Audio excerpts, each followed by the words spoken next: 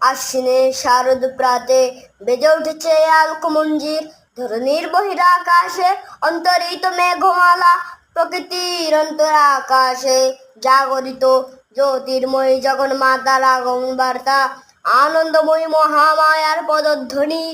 অসীম ছন্দে বেজে ওঠে রূপলোক রসলোকে, আনে নব ভাব মাধুরীর সঞ্জীবন।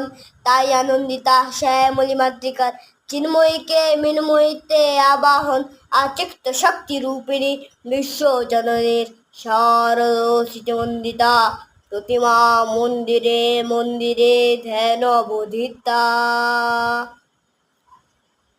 বাজলো